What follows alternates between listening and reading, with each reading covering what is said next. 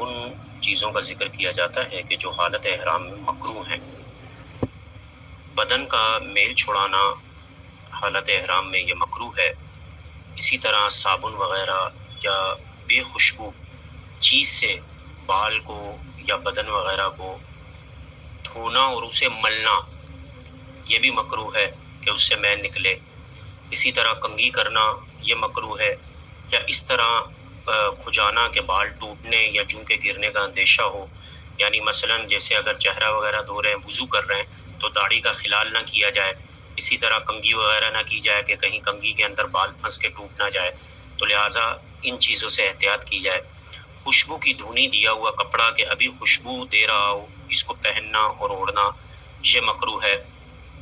سر پر پٹی باندھنا مکروہ ہے، چہرے پر پٹی باندھنا مکروہ ہے۔ عطر فروش کی دکان پر اس وجہ سے بیٹھا کہ خوشبو جو ہے وہ سونگے، خوشبو کو حاصل کرے، یہ مکروہ ہے۔ غلاف کعبہ معظمہ کے اندر اس طرح داخل ہونا کہ غلاف شریف سر یا منہ سے لگے، یہ مکروہ ہے۔ اسی طرح ناک کو یا منہ کو چھپانا، اس کا کوئی حصہ کسی کپڑے سے چھپانا یہ بھی مکروہ ہے۔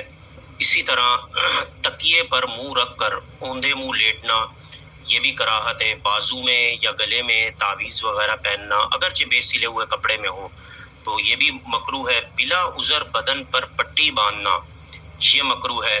تہبند کے دونوں کناروں میں گرہ دینا، جیسے احرام باندھا تو اس کو گٹھان لگا دی اس پر، تو یہ بھی کراہت ہے۔ حالت احرام میں احرام کو گرہ لگا کر جو ہے پہنا جائے۔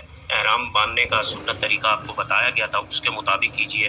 تو یہ کچھ چیزیں تھیں جو حالت احرام میں مکروہ ہیں، ان چیزوں سے بچا جائے۔ اللہ تعالی ہمیں عمل کی توفیق عطا فرمائے اور سنت کے مطابق احرام پہننے اور اس کے احکامات پر عمل کی توفیق عطا فرمائے۔ آمین بجاہ خاتم النبیین صلی اللہ تعالی علیہ وسلم۔